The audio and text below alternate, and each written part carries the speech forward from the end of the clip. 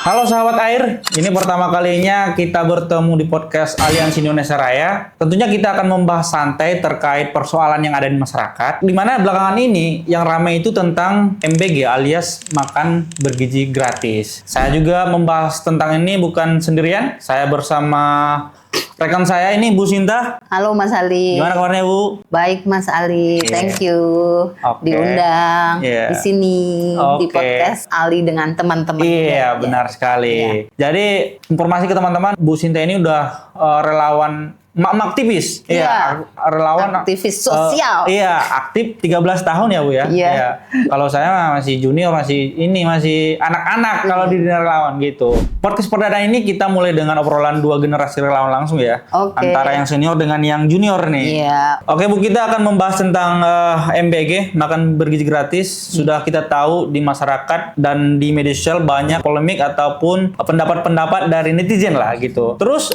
di survei kayak katanya dukungan masyarakat buat MBG ini tinggi banget. Ada yang bilang sampai 69,8% dukungan program ini. Bahkan di Jawa Timur itu merasa puas dengan angka 86%, Bu. Ini artinya kan masyarakat betulan ngerasa program ini berdampak. Jadi menurut Bu Sinta nih, kenapa masyarakat bisa seantusias itu sama program unggulan Pak Prabowo dan Mas Gibran ini, Bu?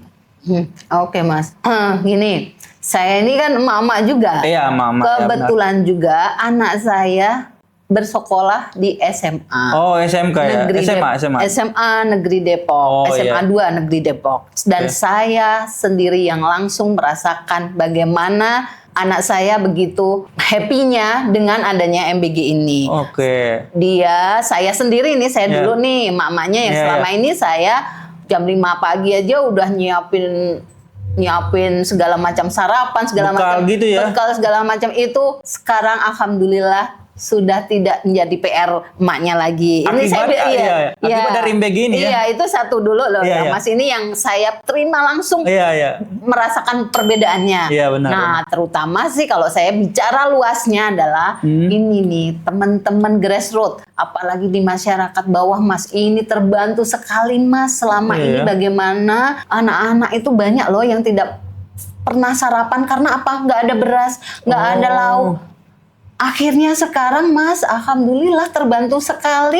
Nggak perlu juga ngasih uang saku. Uang sakunya mungkin malah bisa dimanfaatkan sama orang tuanya yang mungkin lebih dibutuhkan dengan hal yang lain, kebutuhan yang lain. Karena anaknya sudah pasti kok dijamin pemerintah. Makanya itu yang pasti Mas, emak-emak yang paling merasakan langsung perbedaannya Mas. Dengan gitu MBG ini ya? Iya, makanya ya antusias pasti. Iya, sebagai emak-emak kita merasa terbantu, nggak nyiapin bekal lagi dan apa namanya, masyarakat yang mungkin yang ekonominya di bawah rata-rata jadi yang kata Bu Sinta nggak ada beras lah, jadi merasa terbantu dengan makan siang gratis ini ya. Iya Mas, Bu. Betul. Jadi kalau dari pengalaman Ibu, siapa sih kelompok yang paling merasakan MBG ini di masyarakat? Gitu? Kelompok yang paling, dengan ada MBG saya merasa terbantu di sini. Kelompok misalnya kelompok ini atau kelompok itu. Banyak, dari mulai PAUD, TK, SD, SMP, SMA, ibu menyusui, ibu mengandung, itu semua mendapatkan manfaat dari MBG, makan bergizi gratis. Kemudian ya otomatis teman-teman masyarakat yang di bawah ya Mas, terus masyarakat yang di tempat-tempat yang pelosok. Itu apalagi Mas yang selama ini mereka mungkin susah mendapatkan bahan makanan, yang susah untuk harus jauh pergi ke pasar. Seperti itu Mas, itu tiga lini yang menurut saya paling merasakan sekali juga. Mungkin saya highlight yang mulai dari TK, SD, SMP, SMA, ibu-ibu hamil, anak gede, itu mungkin yang paling dirasakan ya. Tadi ada juga orang yang jarak tempuhnya jauh dari pasar, sekarang diantar, bahkan diantar langsung dengan siap saji gitu. Nah, memang itu kelompok-kelompok yang merasakan ya Bu ya. Iya, betul. Jadi tapi Bu, ada juga yang meragukan kelanjutan program ini. Menurut Ibu gimana biar MBG ini dapat menjadi program yang berkelanjutan di pemerintah sekarang maupun mendatang? Satu, perlu banget keterlibatan Mas Ali dan teman-teman. Keterlibatan saya sebagai emak-emak aktivis. Hayu, kita harus mengkritik dan mengontrol juga. Walaupun kritikannya harus yang benar-benar memang perlu dikritik ya Mas. Dan tidak membangun. mencari-cari kesalahan, tidak. Terus untuk Mas Ali sendiri ya otomatis dengan teman-teman semakin mengedukasi lewat platform yang memang selama ini menjadi hobi anak-anak muda sekarang di dunia sosmed gitu sih Mas. Itu menurut artinya, saya. Harus ada kontrol ya dari baik itu emak-emak, baik itu anak muda dan kelompok-kelompok masyarakat yang lainnya. Iya. Dengan catatan nih, kritik ataupun masukannya yang membangun, yang membuat program ini lebih maju ke depannya gitu ya. Iya, betul. Oke. Jadi Bu Sinta, banyak yang bilang program MBG ini udah bagus, tapi prakteknya di lapangan masih belum sempurna. Kira-kira menurut Bu Sinta nih, apa tantangan yang paling sering ditemukan relawan kayak Ibu dan teman-teman relawan yang lain lah untuk ikut membantu memantau pelaksanaan MBG di lapangan? Kira-kira peran Ibu dan relawan-relawan yang lain, kan relawan ini banyak Bu. Jadi peran yang bisa mengikut sertakan relawan ini untuk membantu MBG. Kalau saya sih sebagai relawan aktivis sosial, ya otomatis tidak segan-segan atau tidak capek-capeknya. Saya selalu mengajak, ayo jangan percaya sama hoax, jangan percaya dengan berita-berita negatif yang ada di sosmed. Itu sih yang hal kecil yang bisa saya lakukan terhadap di lingkungan saya, yaitu di aktivis. Tetapi yang untuk menjawab pertanyaan terhadap tantangan distribusi, Mas tahu negara Indonesia ini luasnya luar biasa. Banyak sekali tempat-tempat yang masih belum layak, mungkin jalannya masih belum proper, jadi akses jalan masih, apalagi musim hujan seperti ini Mas, becek segala macam, mungkin jalan rusak segala macam, dan itu pasti akan menghambat sekali kan Mas distribusi, pasokan, belanja dan segala macam, dan sampai di tempat belum tentu sesuai dengan mungkin tepat waktu, mungkin tidak tepat waktu jadinya. Itu banyak sekali kendala pastinya di pelosok-pelosok sih Mas. Oke. Jadi peran ini tantangannya adalah kayak tadi yang paling saya bisa highlight yang pendistribusian ya. Pendistribusian MBG ini terkendala karena akibat jalan yang belum memadai. Itu yang menjadi salah satunya ya. Iya, belum proper lah jalan banyak itu. Sebagai anak muda, aku juga sering lihat Bu, gampang banget ngejudge kalau ada sedikit masalah dalam proses MBG ini. Nah, Ibu sendiri gimana nanggepin ekspektasi masyarakat yang tinggi terhadap program ini? Jadi saya Bu jujur mungkin di Instagram, di YouTube, di TikTok banyak yang ngejudge langsung MBG ini gagal, MBG ini seperti ini. Jadi cara nanggepinnya itu gimana Bu? Artinya satu hal dulu, Mas Ali, dalam waktu 1 tahun baru pemerintahan Prabowo Gibran 1 tahun ini, itu sudah ada dapur dari SPPG, sudah terbentuk dapur aktif itu 12.500. Dan itu manfaatnya untuk 36 juta. 36 juta penerima. Lebih bahkan penerima manfaat. Bayangkan dalam waktu 1 tahun belum ada nih, itu sudah mencapai 36 juta penerima manfaat. Itu harus kita apresiasi sekali terhadap Badan Gizi Nasional dengan Prof Dadan dan tim. Otomatis itu harus kita apresiasi sekali. Soalnya di beberapa negara aja mencapai penerimaan manfaat sampai 36 juta ini butuh 4 sampai 5 tahun loh. 4 sampai 5 tahun bahkan itu satu. Itu harus kita apresiasi. Kedua, ekspektasi tinggi itu bagus. Tandanya kan masyarakat peduli. Gitu. Dan otomatis ya tugas relawan, tugas saya, tugas Mas Ali sebagai jembatan informasi dong Mas. Lewat platform yang Mas Ali buat. Saya mungkin lewat setiap saya ketemu dengan teman-teman di masyarakat, begitu Mas. Berarti kalau kita boleh sampaikan, ini dikatakan bisa dibilang sukses juga ya Bu ya? Sukses sekali. Nah, selain itu Bu, orang juga menyampaikan kalau di media sosial itu terkait yang kena keracunan 0,0017%.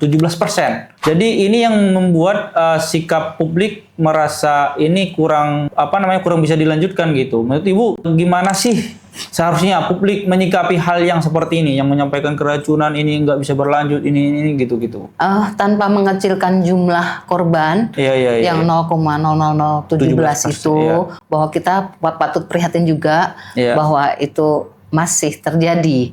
Tapi dalam kondisi yang baru 1 tahun ini, semoga BGN semakin perbaiki diri, memperbaiki kualitas, memperbaiki komunikasi, memperbaiki koordinasi dan segala macam, dan otomatis biar fokus pada perbaikan ya, Mas. Tapi kalau untuk pembatalan tidak. Ini banyak akan yang nangis-nangis untuk pembatalan. Jadi tidak, Mas, ini sudah program yang terbaik yang memang dicanangkan oleh pemerintahan Prabowo Gibran. Oke, berarti kita jangan sampai gara 0,017% ini kita membatalkan program ini. Iya, Mas. Mas, ini untuk Mas tahu memang ini tujuannya bukan untuk jangka pendek, bukan untuk 1 tahun, 2 tahun, 3 tahun, tapi ini kita akan rasakan nanti di dalam menyambut bonus demografi di 2045, yaitu generasi emas yang harus kita siapkan mulai dari sekarang, gitu, Mas Ali. Kalau seandainya program ini dibatalkan, berarti kita juga artinya membatalkan bonus demografi itu ya. Gimana kita mencapai generasi emas nanti, gitu. Iya. Selanjutnya, Bu, kalau menurut Ibu nih, langkah realistis yang diambil pemerintah untuk menguatkan alasan program MBG ini nih biar bisa terus berlanjut. Jadi kalau ada nih orang menyebutkan, udahlah selesaikan aja itu program MBG, udah kita batalkan aja. Kita memberikan alasan yang tepat kepada masyarakat agar menerima. Oke, ini layak nih berlanjut nih gitu. Kira-kira menurut Ibu apa alasannya yang kita ingin sampaikan ke masyarakat? Yang untuk menguatkan program ini harus berjalan ya. Ya otomatis perbaiki rantai distribusi yang tadi pasti pelan-pelan pasti akan tercapai itu, Mas. Terus kemudian libatkan komunitas ya seperti komunitas emak-emak, komunitas anak muda untuk menyampaikan transparansi laporan yang terjadi di SPPG itu. Jadi gunakan kalau Mas Ali sendiri pasti teknologi digitalisasi yang digunakan. Begitu, Mas. Jadi menurut saya sih semakin BGN ini semakin melibatkan banyak komunitas, Mas, untuk menyampaikan berita-berita positif terhadap program ini, Mas. Oke, berarti artinya ke depan kelompok-kelompok ini yang ada di masyarakat ini harus dilibatkan ya. Karena mereka juga sebagai promotor menyampaikan informasi apa yang ada di masyarakat gitu. Iya, Mas. Utamanya relawan-relawan yang aktif gitu ya, Bu ya. Iya, terus YouTuber jangan lupa, TikToker semakin banyak dilibatin, tokoh-tokoh masyarakat, banyak, Mas, yang bisa dilibatin. Orang-orang yang mungkin banyak dengar lah ya. Iya, yang mereka bersuara tuh didengar, begitu, Mas. Iya. Oke, buat bantu suksesin program MBG ini bareng Pak Prabowo dan Mas Gibran. Kira-kira kalau anak-anak muda nih, apa peran yang bisa kami ambil menurut POV emak-emak nih, Bu? Ya itu, edukasi digital dan sosialisasi lewat media sosial. Itu semakin kenceng, Mas, harus, Mas. Itu sekarang anak-anak sekarang tiap hari mainnya kan gadget. Artinya perlu, Mas, semakin sering nih podcast kayak gini, semakin sering, Mas, bawa teman-teman langsung saja di dapur SPPG. Coba langsung menyaksikan sendiri. Kalian langsung nggak perlu lewat berita dari mana-mana, langsung melihat dengan mata kepala sendiri, sampaikan informasi-informasi yang baik itu ke masyarakat, Mas. Itu sih menurutku, Mas. Jadi, Bu, jadi menjadi jembatan informasi lah, Mas. Jembatan informasi gitu ya. Gitu.